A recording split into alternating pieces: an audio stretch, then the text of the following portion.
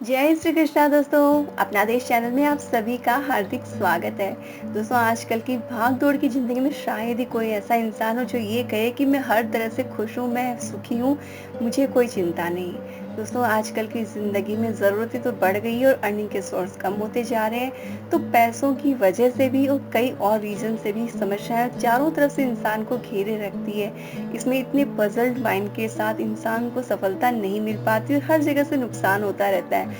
ज्योतिष में वैसे बहुत सारे उपाय बताए गए, लेकिन दोस्तों मैं इस वीडियो में आपको कोई वैसा कोई पर्टिकुलर पूजा पाठ का कोई भी उपाय नहीं बताने जा रही हूँ। मैं ऐसे उपाय आपको बताने जा रही हूँ जिसको करने से आपके मन को असीम शांति और बहुत ज़्यादा आशीर्वाद प्राप्त होगा। दोस्तों, ऐसे काम जो है जो आपको जीवन में हमेशा खुशी ही देंगे, और वो काम जुड़ा हुआ है एक लोटा जल से। जी हाँ दोस्तों, सिर्फ आपने एक लोटा जल देना है। कहाँ कहाँ देना है वो जान लेते हैं। दोस्तों, इस उपाय से आप खुद ही देखेंगे कि आपके जीवन में जो परेशानियां थी वो तुरंत हट तो नहीं की, लेकिन आपके मन का बोझ जो है बहुत ज्यादा हल्का हो गया है। तो आपने करना क्या है? सबसे पहला काम, एक तो जल्दी उठने की आदत को मेंटेन करें। दोस्तों, अगर आपको ऑफिस नहीं जाना, बाहर नहीं जाना, इसका मतलब ये नहीं है कि आप लेट तक सोते रहें। अपने शरीर को अगर स्वस्थ रखना है, हेल्दी रखना है, तो दोस्तों जल्दी उठने की आदत को मेंटेन रखें। और नहा धो के सबसे पहला काम, संसार के सबसे प्रथम सबसे प्रत्यक्ष देव जो है, एकमात्र प्रत्यक्ष देव जो है वो हमारे सूर्य देव है, भास्कर देव। उनको आप एक लोटा जल जो है वो अर्घ्य के रूप में दे दीजिए। दोस्तों, इससे जीवन की बहुत सारी तकलीफें दूर होती है, आत्मा और मन को एनर्जी मिलती है। मतलब पूरे दिन जो काम करने की एनर्जी उसकी शुरुआत अगर भास्कर के आशीर्वाद से मिल जाएगा, तो दोस्तों आप खुद देखेंगे कि आपको पूरे दिन एनर्जी का आभास होगा और आपका मन जो बहुत ज़्यादा प्रसन्न रहेगा। तो ये काम आपने डेली करना है, ऐसे नहीं कि सिर्फ संडे को करना है, आपने डेली ये काम करना है। एक तांबे के लोटे में जल लेना है, उसमें कुमकुम डाल लेनी थोड़ी सी, और चाहे तो हल्का सा गुड़ डाल सकते हैं, बिना गुड़ के भी आप अर्घ्य दे सकते हैं। इस तरह से आप सूर्यदेव को रोज अर्घ्य दीजिए। दोस्तों, आपको उसका पॉजिटिव रिजल्ट बहुत जल्दी जो है वो दिखाई देने लग जाएगा।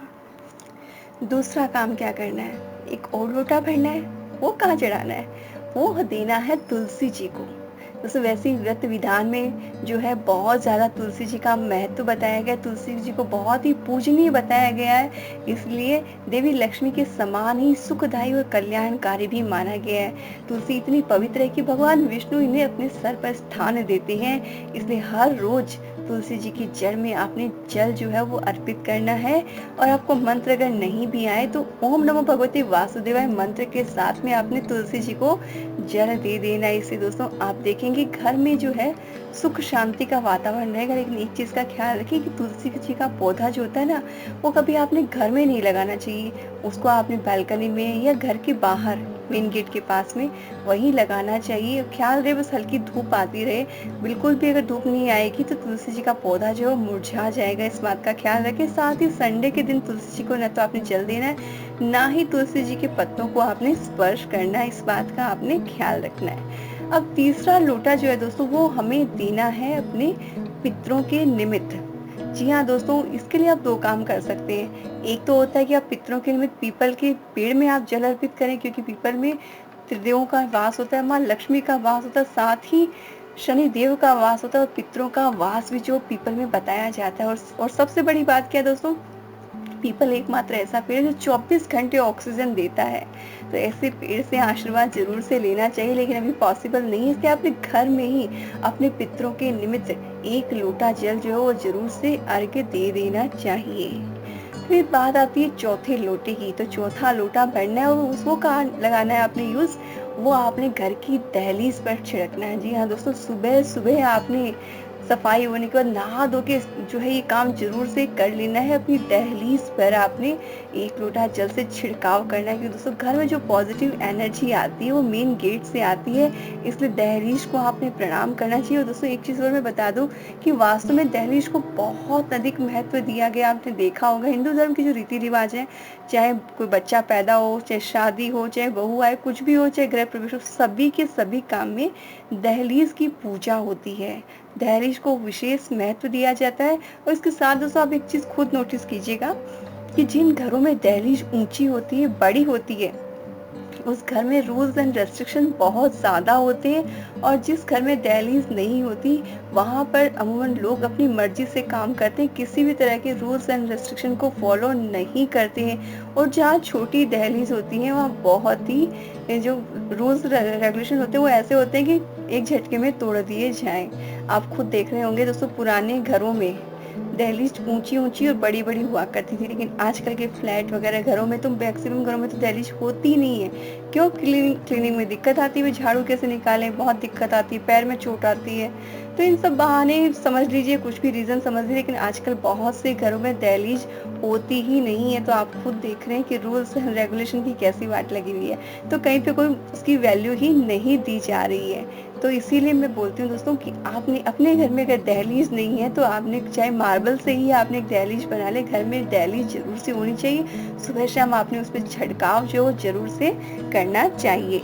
अब 5वां लोटा जो जल देना है वो देना है आपने पक्षियों को। जी हाँ दोस्तों, रोज़ सुबह आपने एक मिट्टी का बर्तन अपनी छत की बालकनी में कहीं पे भी ऐसी जगह जहाँ पे पक्षी आके पानी पी सके, वहाँ पे एक मिट्टी के बर्तन में पानी रखें और एक प्लेट में अनाज रख दें। दोस्तों ये जो काम है वो आपको अंदर तक शांति देगा। और दोस्तों, किसी भूखे को खाना खिलाना, प्यासे को पानी पिलाना, इससे बड़ा तो कोई काम हो ही नहीं सकता। इसलिए कि बाकी के 4 हम आप नहीं के भी करते चारों काम, तो ये 5वां काम तो आपने ज़रूर से नियम से करना ही करना है। अपने घर में आए पक्षी भूखे ना जाने पाएँ, आपने इसका ध्यान रखना है। अनाज की प्लेट खाली नहीं हो और मिट्टी का बर्तन जो पानी उसमें सूखने ना पाए, इसका ख्याल रखें। सुबह ही आपने अच्छे से उसको वॉश करके फ्रेश पानी भर देना और हाथों को अच्छे से आपने फिर हैंड वॉश से वॉश कर लेना चाहिए। इस बात का भी आपने ख्याल रखना है। तो इस तरह से दोस्तों अगर आप रोज ये काम करेंगे तो आपको खुद को फील होगा कि घर में जो है शांति का वातावरण बनता जा रहा है, घर का माहौल अच्छा होता जा रहा है, और ये टेंशन का जो भाव है वो हल्के हल्के से कम होता हुआ चला जाएगा। क्योंकि दोस्तों ये जो चीज़ें हैं ना बहुत ज़्यादा पॉजिटिविटी क्रिएट करती है, आपके मन को भी शांति देती है और साथ ही इनसे दुआएं निकलती है। जब किसी भूखे इंसान को खाना मिलता है तो वो शब्द अगर मुंह से ना भी बोले तो उसकी आत्मा दुआ देती है, और किसी प्यासे को अगर पानी मिलता है ना तो उसके मुंह से शब्द नहीं निकलते, सीधी आत्मा से विशेष ही निकलती है। दोस्तों इसलिए हमेशा ख्याल रखिए, जब तक जहाँ तक पॉसिबल हो किसी भूखे को अनाज खाना जरूर से खिलाएं, किसी प्यासे को जरूर से पानी पिलाएं। ये काम आपने जरूर से करना चाहिए। दोस्तों इस वीडियो में इतना ही। इन्फॉर्मेशन अच्छी लगी हो तो शेयर जरूर से कीजिएगा, साथ ही कमेंट करके जरूर से बताएं कि आप इन 5 में से कौन सा काम रोज करते हैं। जुड़े रहिए चैनल को सब्सक्राइब कर लीजिए, घंटी के बटन को प्रेस कर दीजिए। हम फिर हाजिर होंगे एक नई वीडियो के साथ। तब तक जय श्री कृष्णा।